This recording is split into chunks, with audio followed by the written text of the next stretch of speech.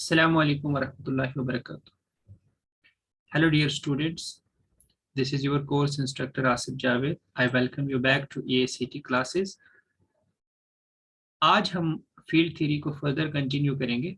सबसे पहला रिजल्ट ये है कि अगर आपके पास एफ फील्ड हो, यहाँ पे फील्ड का मतलब ये इनफाइनाइट फील्ड की बात कर रहा है। अगर आपके पास एफ एक इनफाइनाइट फील्ड हो और आप उस फील्ड का स्टार ले लें, स्टार का मतलब units of F. If you take units of f, then you will get what? Then you will get that units of f is an abelian group. This is an abelian group. अगर f infinite field है तो उसका जो set of units है that will be an abelian group. Example जैसे q है, c है, r है, they are all infinite fields. तो अगर आप इनका स्टार ले लो मतलब set of non-zero elements under multiplication, under multiplication ये क्या बनाएंगे? एबिलियन ग्रुप बनाएंगे। ये तो हो गई इनफाइनाइट फील्ड की बात। वहीं पे अगर आपके पास फील्ड फाइनाइट हो, फील्ड अगर आपके पास फाइनाइट हो और आप इसका सेट ऑफ यूनिट्स ले लें तो वो बन जाएगा cyclic group under multiplication this is a cyclic group. और ये जो साइक्लिक ग्रुप होगा this will behave like z order of f minus 1। कुछ एग्जांपल देखते हैं। देखिए सबसे पहले इनफाइनाइट फील्ड के केस में देखिए, अगर आप q लेते हैं तो आपका जो f स्टार होगा q star, this will be abelian group under multiplication. वैसे ही आप qi ले लें, this is also a field, तो इसका qi स्टार ले लेंगे तो which is qi minus 0, this is again abelian group with respect to multiplication। अब बात करते हैं फाइनाइट फील्ड की, से Z11 ZP, we know that ZP if and only if P is prime, ZP is field if and only P is prime, so here 11 is prime, so if we take the star of that field, तो अभी हमने देखा कि इसका जो star होता है it is under multiplication, this is a cyclic group, और इसका ऑर्डर क्या होगा? इसका ऑर्डर होगा आपका Z order of field minus 1, तो Z order of field 11 है minus 1, that means it behaves like Z। Similarly आप देखिए ये finite fields of order 8 है, 9 है, अगर आप अंडर इनका स्टार ले लें under multiplication they will look like cyclic group of order, this will look like cyclic group of order Z 2 का cube minus 1, that is Z7, this will look like cyclic group of order 8 because Z 3 square minus 1। तो ये हो गया आपका। देखिए जैसे आपसे पूछा गया है कि अगर f is a field of order 9 then which of the following is correct। देखो बच्चे, अगर f आपका फील्ड है ऑर्डर 9 का तो सबसे पहली बात it is talking about gf 3 square, gf 3 square, तो ये आपको सबसे पहले क्लियर होना चाहिए। It is talking about gf 3 square, और उसको आप लिख सकते हो ना z3x upon fx, where fx is a polynomial of irreducible polynomial of degree 2। तो करेक्टरिस्टिक क्या होगा इसका? What will be the characteristic of this? characteristic of this field will be equal to characteristic of this, and which is equal to 3। now 3 into a is equal to 0 for all a belonging to gf3। तो order जो होगा आपका 9 order का जो भी आपके पास group होता है, क्योंकि फील्ड अपने आप में एक ग्रुप भी है, तो 9 ऑर्डर का जो ग्रुप होगा वो या तो Z9 की तरफ बिहेव करेगा या Z3 का Z3 की तरफ बिहेव करेगा। अब अगर मैं ये कहता हूं कि इट बिहेव्स लाइक Z9, तो फिर जरूरी है कि इसके पास एलिमेंट्स होने चाहिए ऑर्डर 9 के, लेकिन इसके पास जो अंडर एडिशन आपके पास फील्ड है इसके पास कोई भी एलिमेंट ऑर्डर ग्रेटर देन 3 का नहीं है। अब देखिए ना यहाँ पे क्योंकि करेक्टरिस्टिक इसका 3 है, तो करेक्टरिस्टिक 3 होने की वजह से जो लीस्ट पॉजिटिव इंटीजर है किसी भी एलिमेंट के लिए, that means 3 into a is equal to 0 for all a, तो इसलिए आप देख सकते हैं कि 3 ऑर्डर से ऊपर इसके पास कोई एलिमेंट ही नहीं होगा, इसका मतलब इन Z9 की तरह बिहेव ही नहीं कर सकता। That means it will behave like Z3 cross Z3। वहीं दूसरी तरफ हमें पता है कि अगर आपके पास एक फाइनाइट फील्ड हो, उसका स्टार जो होता है वो एक साइक्लिक ग्रुप की तरह, under multiplication it behaves like a cyclic group, और साइक्लिक ग्रुप वो कैसा होगा, Z order of field -1, so it will behave like a cyclic group of order Z, this is order 8। Fine, तो इसलिए कौन कौन सा ऑप्शन सही हो जाएगा। अंडर एडिशन की बात करें तो it behaves like Z3 cross Z3, but वहीं पे अगर हम स्टार ले लें under multiplication it is an abelian group and this behaves like Z8। उसी तरह से अगर हम बात करें फील्ड ऑफ ऑर्डर 16 की, आपको बताना है कि अंडर एडिशन ये किस तरह बिहेव करेगा और अंडर मल्टीप्लीकेशन ये किस तरह बिहेव करेगा। देखो बच्चे, जब भी हम 16 ऑर्डर की फील्ड की बात करेंगे तो इस तरह की कंस्ट्रक्शन होगी, Z2x अपन fx, फिर fx the polynomial, irreducible polynomial of degree 4। अब आपके पास 16 ऑर्डर की क्या क्या होते हैं, आपके पास आई मीन टू से पॉसिबिलिटीज क्या क्या होंगी, Z16, Z2 cross Z8, Z2 cross Z2 cross Z4, Z4 cross Z4, Z2 cross Z2 cross Z2 cross Z2। अब करेक्टरिस्टिक आप देखिए, करेक्टरिस्टिक हो जाएगा इसका 2, so 2 into a is equal to this, then this has no element of order greater than 2। तो इसलिए ये किस तरह से बिहेव करेगा, this will behave like this। तो इसलिए this will behave like Z2 cross Z2 cross Z2 cross Z2, and जो आपकी F star होगी, F star will behave like, वो तो अभी हमने देखा कि अगर फाइनाइट फील्ड होगी तो फाइनाइट फील्ड का स्टार अगर लेंगे हम वो एबिलियन ग्रुप होगा, and it will behave like a cyclic group of like Z order of F-1 Z15। अब आपको नोट क्या याद रखना है, this is very important note, कि अगर आप गैल्वा फील्ड ले रहे हैं, मतलब फाइनाइट फील्ड ले रहे हैं ऑर्डर Pn की, under multiplication this will behave like ZP cross ZP cross ZP cross ZP n times, और वहीं पे अंडर मल्टीप्लीकेशन इसका जो स्टार होगा this will behave like ZPn -1। तो ये दो पॉइंट्स आपको याद रखने हैं, यहां से आपको पता चल जाएगा कि कोई भी फील्ड अंडर एडिशन किसकी तरह बिहेव करती है, और अंडर मल्टीप्लीकेशन उसका जो स्टार है वो किस तरह से बिहेव करेगा। फाइन, वहीं पे अगर f आपके पास फाइनाइट फील्ड है ऑर्डर Pn की, तो वो फील्ड किस तरह से बिहेव करेगी, this is a Galois field. If P is a prime number, pick each correct statement from below up to isomorphism। अगर P प्राइम नंबर है, तो पहला ये कह रहा है कि there are exactly 2 abelian groups of order P square।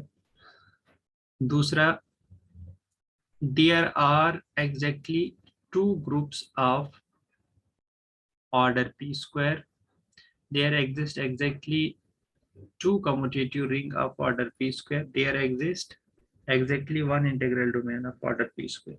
देखो, सबसे पहले अगर आपके पास P स्क्वायर ऑर्डर का कोई भी ग्रुप है, हमें पता है कि उसके पास, उसके लिए दो कंडीशंस हमारे पास हैं, या तो हमारे पास ZP स्क्वायर की तरह वो दिखेगा या ZP क्रॉस ZP की तरह दिखेगा। अब order of ring P square है और R एक इंटेग्रल डोमेन है, अगर हम R को क्या मान लें, इंटेग्रल डोमेन, तो R क्या हो जाएगी, फील्ड। ठीक है ना। Order of R is equal to क्या दिया है हमें, if we have to look at this, R is an integral domain, then R will be a field, so R will look like this। Fine,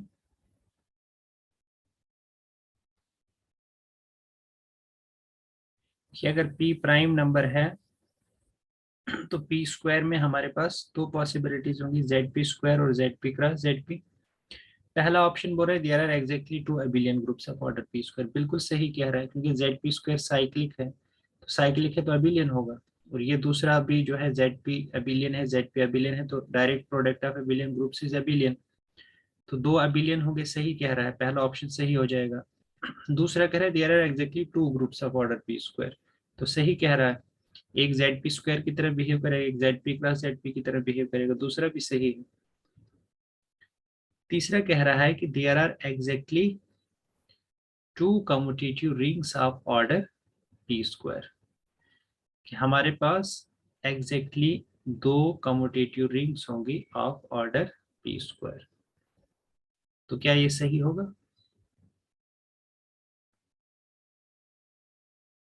क्योंकि हम opto isomorphism देख रहे हैं, तो ग्रुप्स के केस में तो हम कह सकते हैं कि दो आपके पास अबिलियन ग्रुप्स होंगे ऑर्डर पी स्क्वायर के, या 2 ग्रुप्स होंगे ऑर्डर पी स्क्वायर के, लेकिन रिंग्स के केस में ऐसा हम कुछ नहीं कह सकते। अब बात आती है इंटीग्रल डोमेन की, तो अगर हम कोई भी इंटीग्रल डोमेन लेते हैं ऑफ ऑर्डर पी स्क्वायर, तो वो फील्ड हो जाएगा। if we take any integral domain of order p square, then it will be field, so it will behave like gf p square। तो एग्जैक्टली एक ही integral domain होगी order P square की, जो कि किसकी तरह बिहेव करेगी, तो gf p स्क्वायर की तरह बिहेव करेगी। नेक्स्ट आपसे पूछा गया है कि f is a field of order 8 and x belongs to f such that x की power 7 is equal to 1, but x की power k is not equal to 1 if k is less than 7, then how many elements in f satisfy the given condition।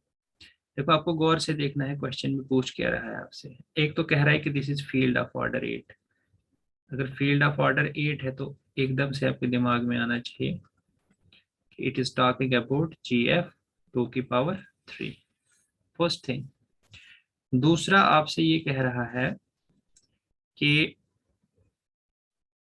x की power 7 is equal to 1, but x की power k is not equal to 1 if k is less than 7। अब जिस field की ये बात कर रहा है उसके अंदर ये बात कर रहा है कि कितने एलिमेंट्स ऐसे होंगे जिनका ऑर्डर 7 होगा, यही तो कह रहा है। क्योंकि ये कह रहा है कि x की पावर 7 1 है और 7 लीस्ट है, क्योंकि x की पावर k जो है वो नॉट इक्वल टू 1 है अगर k लेस देन 7 है, मतलब 7 is the least size that x की पावर 7 इज इक्वल टू 1। इसका मतलब ये आपसे पूछ रहे हैं कि 7 ऑर्डर के एलिमेंट, और ऑर्डर जिस तरह से डिफाइन कर रहा है, ये यहाँ से हमें ये परसेप्शन मिल रहा है कि it is talking about a group under multiplication. तो आपने देखना ये जो फील्ड होगी अंडर मल्टीप्लीकेशन, इसका जो स्टार होगा, दिस फील्ड का star under multiplication, this forms a abelian group, this forms a cyclic group, और this looks like Z7। ये किसकी तरह बिहेव करता है, Z7 की तरह बिहेव करता है, क्योंकि यहाँ पे जिस तरह से ऑर्डर डिफाइन किया गया है, दिस इज अंडर मल्टीप्लीकेशन, और field will form A group under multiplication for f star under multiplication will form a group, and that group will look like Z7। तो चलिए Z7 से पूछ लेते हैं, Z7 के पास कितने एलिमेंट्स होंगे ऑर्डर 7 के, 6 एलिमेंट्स होंगे, तो बात खत्म। That means it will have 6 elements of order 7। So this field has 6 elements of order 7। दूसरा आपसे पूछा गया है कि if order of field is 9 then how many elements in f such that x की पावर 4 इज इक्वल टू 1। अब यहाँ पे फर्क है दोनों में। देखो पहले में आपको कहा गया था कि ये 7 ऑर्डर के कितने एलिमेंट हैं, लेकिन यहाँ पे ये नहीं कहा गया आपको, यहाँ पे सिंपली कहा गया कि x की पावर 4 इज इक्वल टू 1। इसका मतलब जो ऑर्डर ऑफ x है वो 4 को डिवाइड करेगा, वो 4 को डिवाइड करेगा। आपने एक रिजल्ट पढ़ा होगा कि इफ x की power n is equal to e, if and only if order of x divides n। ठीक है, ऑर्डर ऑफ एक्स किसको डिवाइड करता है, एन को। अगर किसी एन के लिए एक्स की power n is equal to e है, इसका मतलब ऑर्डर ऑफ एक्स मैक्सिमम क्या हो सकता है, मैक्सिमम एन हो सकता है, लेकिन उससे कम भी हो सकता है। So order of element can be either less than or equal to N and it divides N. तो यहाँ पे आपको सबसे पहले फील्ड दी है, आपको ऑर्डर ऑफ फील्ड जो है वो 9 है। तो एक चीज तो क्लियर हो गई कि this field will look like sorry, this field will look like GF3 square. अब ये फील्ड जो है इसका स्टार अगर हम ले लें, मतलब अंडर मल्टीप्लीकेशन ये ग्रुप बनाएगी साइक्लिक ग्रुप, और वो साइक्लिक ग्रुप किसकी तरह दिखेगा, Z order of field -1 that is Z8 की तरह। अब आप Z8 से पूछिए Z8 में किस किस ऑर्डर के पॉसिबल ऑर्डर ऑफ एलिमेंट्स कौन कौन से होंगे। इसमें आपके पास 1 ऑर्डर के एलिमेंट हो सकते हैं, 2 ऑर्डर के, 4 ऑर्डर के और 8 ऑर्डर के। और आपसे यहाँ पे पूछा गया है कि कितने एलिमेंट्स ऐसे हैं जिनके लिए x की पावर 4 इज इक्वल टू 1 है। तो आपने देखना है कि 4 को कौन कौन डिवाइड कर रहा है। देखो 1 भी डिवाइड कर रहा है, 2 भी डिवाइड कर रहा है, 4 भी डिवाइड कर रहा है। दैट मीन्स आपसे ये पूछ रहा है कि 1 ऑर्डर के, 2 ऑर्डर के और 4 ऑर्डर के कितने एलिमेंट्स हैं। तो 1 ऑर्डर के कितने होंगे, फी ऑफ 1 1, 2 ऑर्डर के कितने होंगे, फी ऑफ 2 1, और 4 ऑर्डर के कितने होंगे, phi of 4 2। So 2 3 4, so total 4 elements होंगे जो इस कंडीशन को सेटिस्फाई करेंगे। So this is exactly what is given to. So F will have 4 elements. F will have how many elements? This is not 9. F has 4 elements which satisfy x की power 4 is equal to 1, क्योंकि यही 1 order के, 2 order के और 4 order के element जो है, यही ऑर्डर जो है किसको डिवाइड करेंगे, 4 को। और मैंने आपको बताया कि जब भी x की power n is equal to e होता है, इसका मतलब order of x should divide n। तो हमें कौन कौन सा ऑर्डर यहाँ पे पॉसिबल है, 1 भी पॉसिबल है, 2 भी पॉसिबल है, 4 भी पॉसिबल है। मतलब ये इन एलिमेंट्स की बात कर रहा था कि इस इन ऑर्डर के एलिमेंट्स कितने होंगे। तो वो कितने होंगे आपके, 2 3 और 4, ज्यादा से ज्यादा 4 एलिमेंट्स होंगे। चलिए आगे। अगर f आपके पास फील्ड है ऑर्डर p की पावर n की, तो नंबर ऑफ सब फील्ड्स कितनी होती है, नंबर ऑफ सब फील्ड्स कितनी होती हैं याद रखना है आपको। जैसे सब ग्रुप्स की थ्योरी है, ऐसे सब फील्ड की थ्योरी है। सब ग्रुप आप कैसे फाइंड करते थे Zn के केस में आप कहते थे टाउ n। अब यहाँ पे बच्चे p की पावर n के केस में भी आपके पास जो सब फील्ड होगी वो इस n पे डिपेंड करेंगी। कितनी सब फील्ड्स होंगी, टाउ n सब फील्ड्स होंगी, ठीक है। और ये आपको याद रखना है कि कोई भी GFPM जो है वो सब फील्ड होगी GFPM की if and only if m divides n। मतलब सपोज मेरे पास GF 2 की पावर 3 है, तो इसकी सब फील्ड कौन हो सकता है, GF 2 की पावर 1 जो है इसकी सब फील्ड हो सकती है, बिकॉज 1 डिवाइड्स 3। लेकिन GF 2 की पावर 2 विल नॉट बी सब फील्ड ऑफ GF 2 की पावर 3। क्यों, बिकॉज 2 डज नॉट डिवाइड्स 3। तो आपको याद रखना है कि GF 2 की पावर 2 की नहीं बल्कि कुछ भी p की power m, this will be सब फील्ड ऑफ GF p की power n if and only if m divides n। और दूसरी चीज आपको ये याद रखनी है कि GF p की पावर n की कितनी सब फील्ड्स होगी, it will have tau n सब फील्ड्स। तो ये दो चीजें भी इंपॉर्टेंट है, याद रखनी है आपको।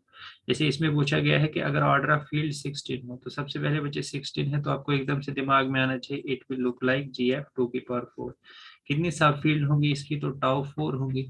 टाउ 4 मतलब टाउ 2 स्क्वायर, तो ये हो जाएंगे आपके 2 + 1 दैट इज इक्वल टू 3 सब फील्ड्स हो जाएंगे इसके, ठीक है। इसी तरह से आप यहाँ पे देख सकते हो कौन कौन होगा, GF2 1 2 2 और 2 4, क्योंकि 1 डिवाइड्स 4, 2 डिवाइड्स 4, 4 डिवाइड्स 4। इसमें कितनी सब फील्ड्स होंगी, तो बच्चे इसमें हो जाएगी 2 की पावर टाउ ऑफ 5। आप देखिए दिस इज इक्वल टू 2। अब सब फील्ड क्या होती है, फील्ड का सबसेट सब फील्ड कहलाता है अगर वो खुद भी क्या हो, अपने आप में फील्ड हो, या फिर ये दो कंडीशनें सेटिस्फाई हो जाए, दैट विल बी सब फील्ड।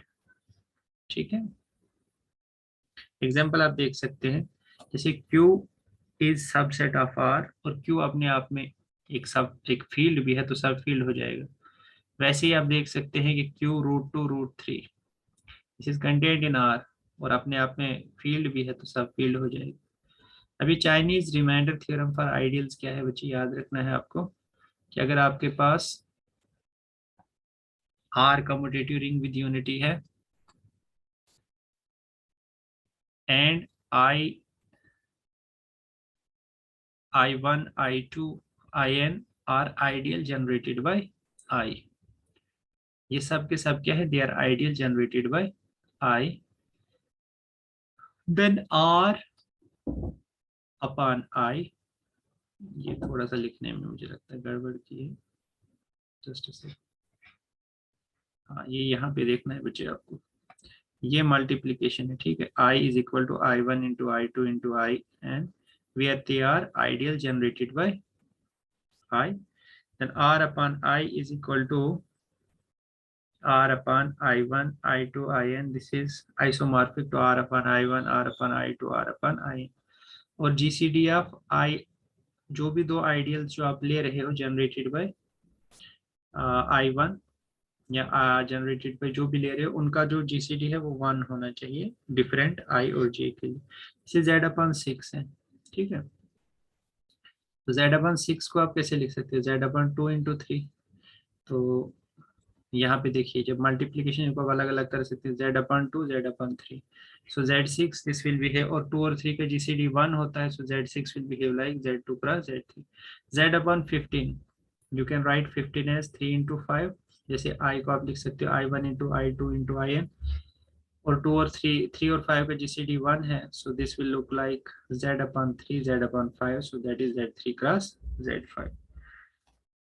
वैसे ही यहाँ पे देखिए आप एक्स स्क्वायर माइनस 1 को आप लिख सकते हैं x plus 1 into x minus 1, this is x square minus 1 is x minus 1 x plus 1, और वो उनका आपस में GCD 1 है, तो therefore this can be written as Q X upon X minus 1 Q X upon X plus 1। और जब इसका आप वो निकालोगे, कोशेंट फील्ड निकालोगे आप इसका, सो दैट विल, यानी जब आप इसका वो पूरा करोगे इररेड्यूसिबल पॉलिनोमियल की हेल्प से, इसका पूरा सेट निकालोगे, this will behave like Q, this will behave like Q, ठीक है।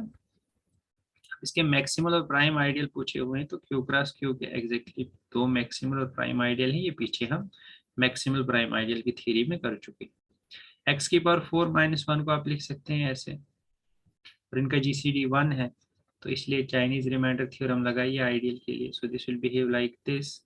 तो फर्दर एक्स स्क्वायर माइनस 1 को आप तोड़ सकते हैं इसमें, सो क्यू क्रॉस क्यू आई, तो इसमें 3 मैक्सिमल और प्राइम आइडियल हो जाएंगे, ठीक है। सिमिलरली आप दूसरों के लिए भी देख सकते हैं, ठीक है। अगर एफ एक्स इरेड्यूसिबल हो जाएगा over Z P for some P, and degree of F x over Z P is same as degree of F x over Q, then F x is irreducible over Q. ये एक बहुत ही अच्छा note है जिसे आपको याद रखना है। बेसिकली हमें इरेड्यूसिबिलिटी चेक करनी होती है किसके ऊपर, क्यू के ऊपर, लेकिन हम with the help of Z P से चेक करते हैं। तो अगर मान लेते हैं हम कि कोई एफ एक्स जो है वो इरिड्यूसिबल है ओवर जेड पी, किसी भी पी के लिए, ठीक है, and the degree of F x over Z P, लेकिन इसमें कंडीशन ये है कि ओवर जेड पी जो डिग्री होगी एफ एक्स की वो सेम होनी चाहिए as the degree of F x over Q. यानी कभी कभी ऐसा भी होता है कि जेड पी के अंडर डिग्री जो है वो कम भी हो सकती है। जैसे मान लो अगर आप Z2 ले रहे हो और आपके पास उस पॉलिनोमियल में टू फैक्टर किसी टर्म में है तो वो उसको रिड्यूस कर देगा, वो खत्म कर देगा।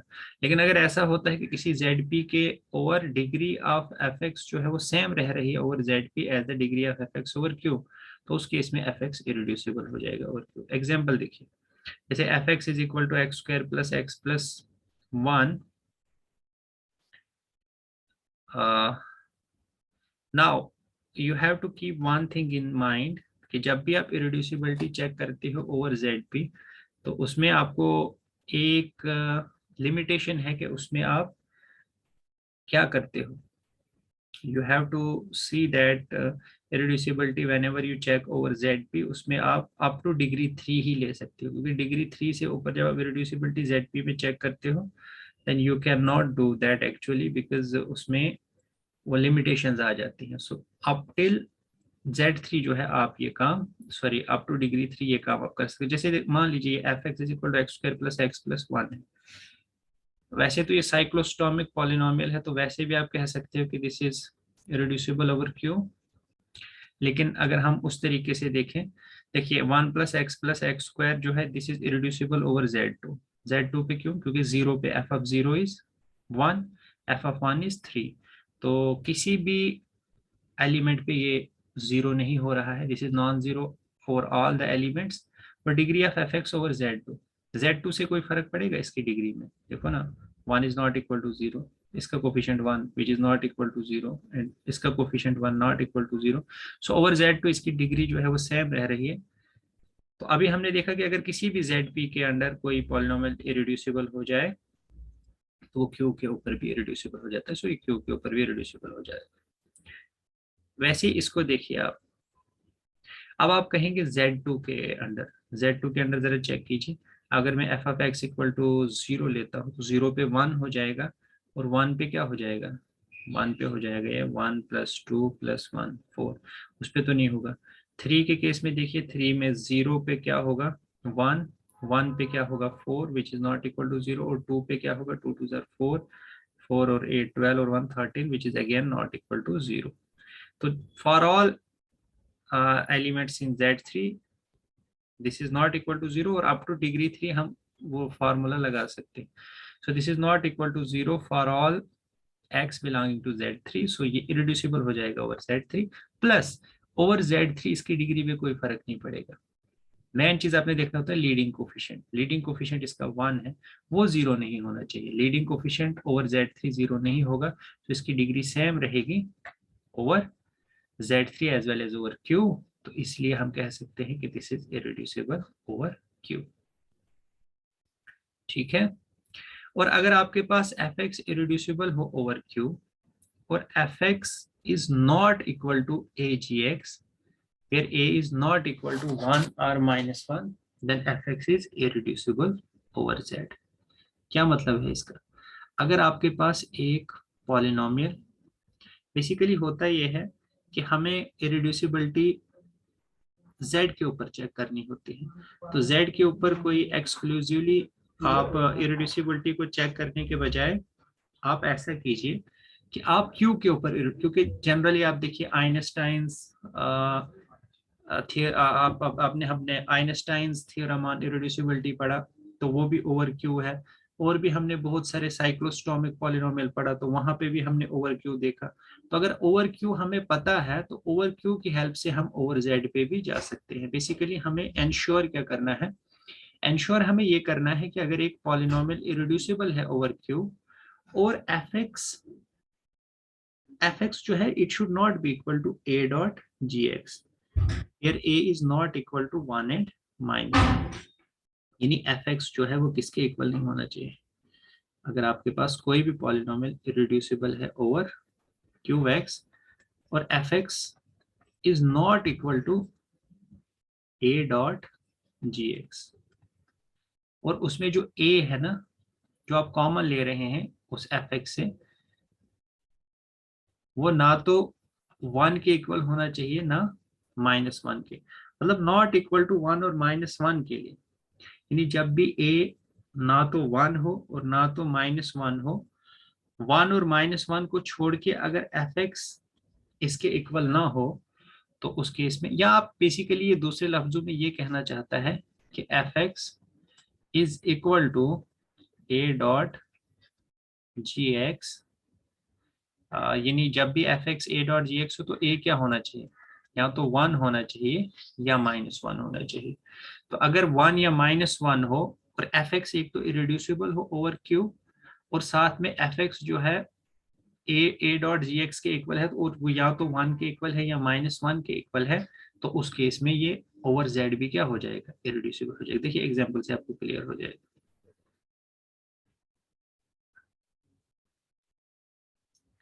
देखिए जस्ट अ सेकंड,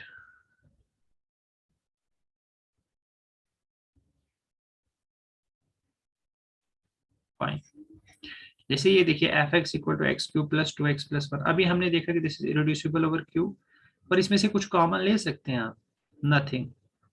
इसका कंटेंट जो है, छोड़िए उस कंटेंट को अभी, ये एक कॉन्सेप्ट होता है content of a polynomial, we will not discuss it right now. आप इतना से याद रखिए कि इन सभी में से आप क्या कॉमन ले सकते हैं, 1 ले सकते हैं common. So f x is equal to 1 into x cube plus 2x plus 1।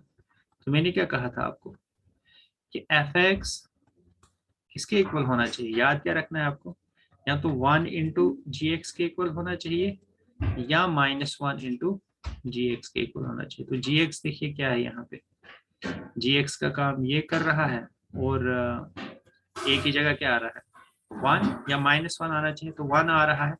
तो अगर 1 या -1 आ जाए तो वो इरिड्यूसिबल हो जाएगा, या दूसरे लफ्जों में हम कहेंगे कि 1 या -1 के अलावा f x is not equal to A ji x when a is not equal to -1 and 1, या दूसरे लफ्जों में एफ एक्स जो है वो इसके इक्वल तभी आ रहा है जब ए 1 हो या -1 हो। तो इस केस में आप सिंपली याद रखिए कि ए अगर 1 या -1 हो तो वो इरिड्यूसिबल हो जाएगा ओवर जेड, अदरवाइज वो इरिड्यूसिबल ओवर जेड नहीं होगा। शुरुआत कहाँ से करनी है, क्यू से, और साथ में एक एक्स्ट्रा कंडीशन ये सेटिस्फाई होनी चाहिए कि ए या तो 1 होना चाहिए या -1, तो ओवर जेड भी वो क्या हो जाएगा, रिड्यूस। आप पूछोगे सर ऐसा क्यों होता है, वो इसलिए होता है क्योंकि जब भी आप एफ एक्स को लिख पा रहे हो ना कैसे, 1 into x cube plus 2x plus 1, तो गौर से देखो बच्चे, 1 belongs to Z x and this also belongs to Z x. तो कंडीशन क्या थी, आइदर दिस और दिस शुड बी यूनिट, और 1 तो होता है यूनिट ओवर जेड एक्स, तो वही तो कंडीशन होती है किसकी, रिड्यूसिबिलिटी की, कि कोई एक यूनिट होना चाहिए। अब अगर 1 या -1 के छोड़ के कुछ और होगा, जैसे मान लो 2 होगा, तो उस केस में ना तो ये यूनिट होगा ना तो ये यूनिट होगा, इसलिए जेड एक्स में वो पॉलिनोमियल जो है इरिड्यूसिबल नहीं होगा। ठीक है, फाइन। वैसे इसको देखिए 1 plus x plus x square plus, तो this is irreducible over Q. और दूसरी तरफ से आप देखिए कि f x is not equal to agx if a is not equal to 1 or -1, या दूसरे लफ्जों में मैं आपको ये कहूँ कि इसमें से आप सिर्फ 1 ही माइनस वो कॉमन ले सकते हो, तो 1 into some, this is 1 into g x. तो जो a है, जो आपके पास a है वो क्या आ गया, this is not other than 1 and -1, या दूसरे लफ्जों में आप ये कहेंगे कि f x is equal to 1 into g x. तो यही तो चाहिए था हमें कि अगर 1 कॉमन आ जाए या -1 कॉमन आ जाए तो इरिड्यूसिबल ओवर जेड भी हो जाता है। Is that okay? fx is equal to this is irreducible over z। तो देखिए बच्चों आपको करना क्या है, x को आप पुट कर दीजिए x -1, तो हमने क्या पढ़ा था, हमने ये पढ़ा था कि अगर हम किसी भी पॉलिनोमियल में x को किससे रिप्लेस कर दें, अगर कोई भी पॉलिनोमियल x प्लस a जो है वो इरिड्यूसिबल हो जाता है तो f ऑफ x भी इरिड्यूसिबल हो जाता है। वैसे हमने देखा था कि अगर एक a into F X irreducible हो जाता है तो एफ एक्स भी इरिड्यूसिबल हो जाता है। इसी तरह से हमने देखा था f ऑफ ए एक्स अगर इरिड्यूसिबल हो जाता है तो f ऑफ x भी इरिड्यूसिबल हो जाता है। तो ये सब हमने रिजल्ट्स पढ़े थे। हमने करना क्या है, x की जगह क्या पुट करेंगे हम, x माइनस वन। तो F of x plus minus one मतलब एफ ऑफ x प्लस ए हम देख रहे हैं। तो अगर मैं x की जगह x माइनस वन पुट कर दूं, so it will look like this. और हमें पता है ये इरिड्यूसिबल हो जाता है। तो अगर ये इरिड्यूसिबल हो जाएगा ओवर क्यू, तो एफ ऑफ एक्स भी इरिड्यूसिबल हो जाएगा ओवर क्यू। और साथ में क्योंकि ये जो है this is irreducible over Q, और इसका कॉमन जो आप ले सकते हो वो क्या ले सकते हो, you can take common one. तो if something is irreducible over Q और उसमें कॉमन आपको सिर्फ वन आ रहा है, तो वो इरिड्यूसिबल ओवर जेड भी हो जाएगा। ठीक है।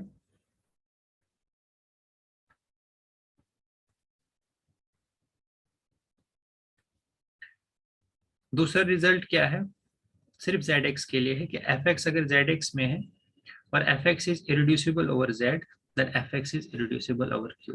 ठीक है।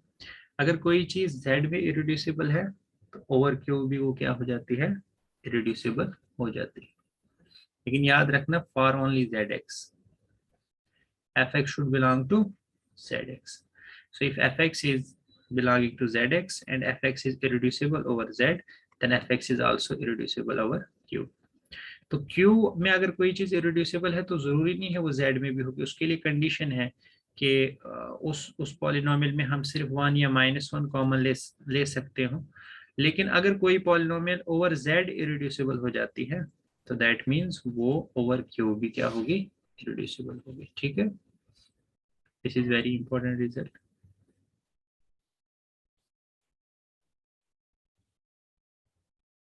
तो ये हमने इरिड्यूसिबिलिटी के बारे में पढ़ा। क्विकली मैं आपको एक रिकैप्चुलेशन करता हूँ आज का, हम यहीं पे ख़त्म करते हैं इरिड्यूसिबिलिटी का।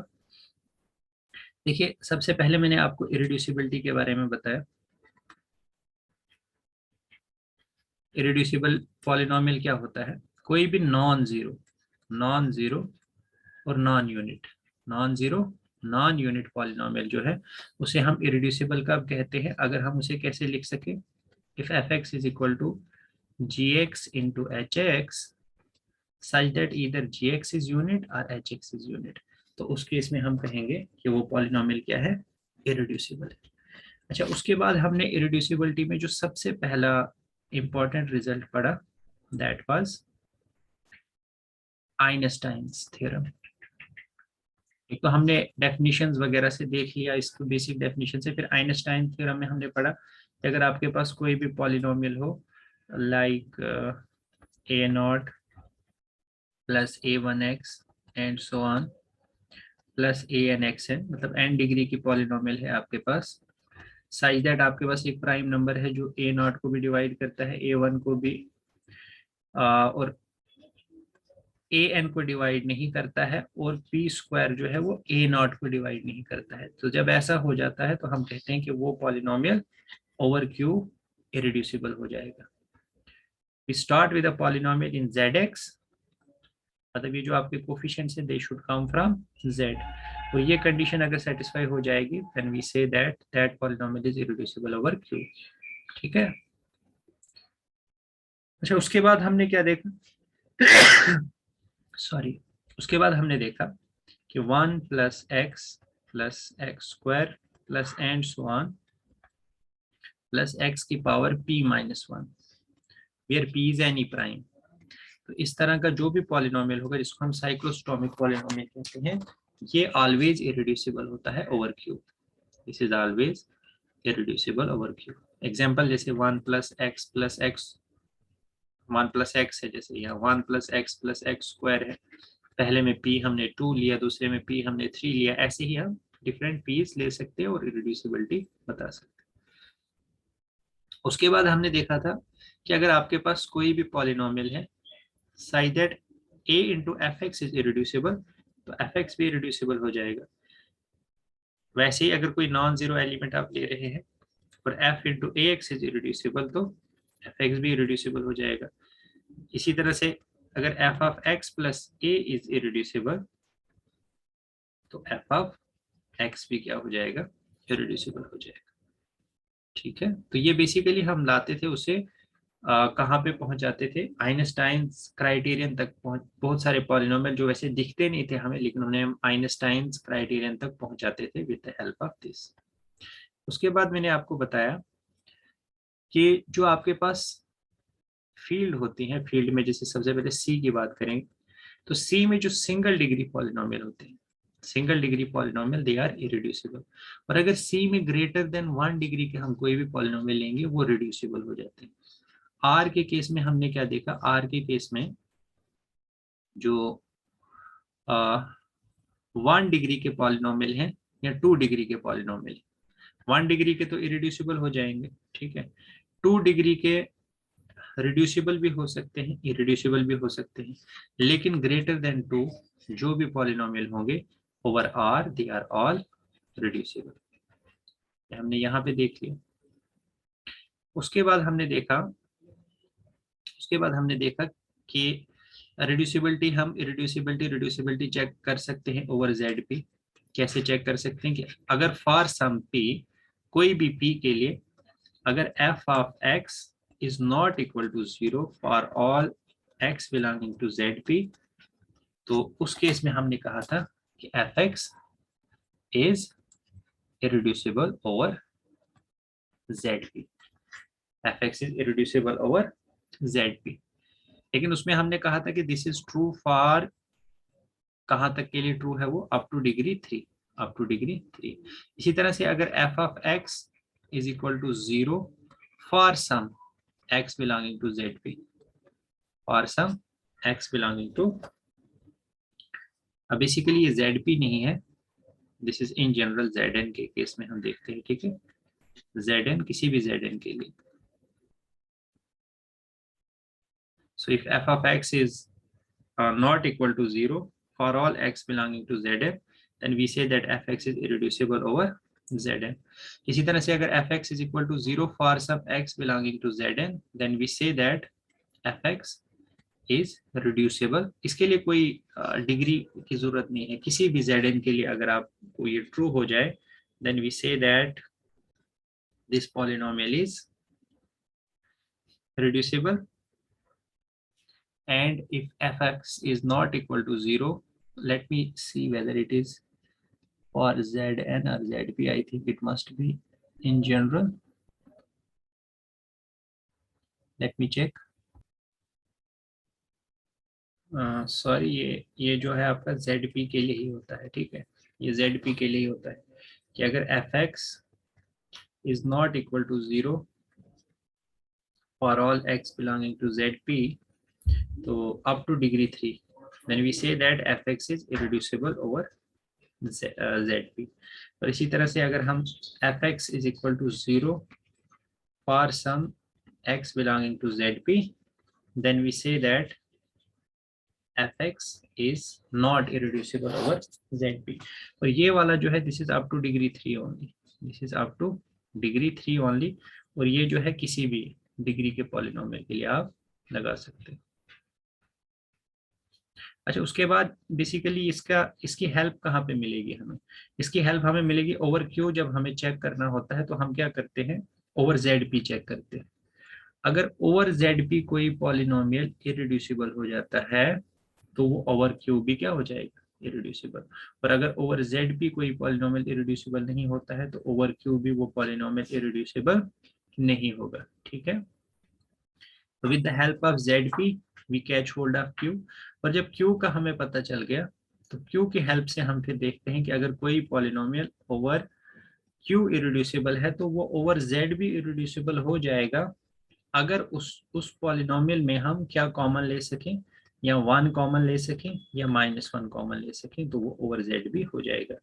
और इसी तरह से अगर कोई पॉलिनोमियल ओवर जेड इरिड्यूसिबल हो जाता है तो वो ओवर क्यू जो है वो रिजल्ट होता है कि if some polynomial is irreducible over Z, तो वो इरिड्यूसिबल ओवर क्यू हो जाता है। लेकिन इरिड्यूसिबल ओवर क्यू अगर है तो ओवर जेड वो तब ही होगा जब 1 या -1 को ही हम सिर्फ कॉमन ले सकें, ठीक है। तो ये डिफरेंट एस्पेक्ट्स थे जो हमने आज डिस्कस किए।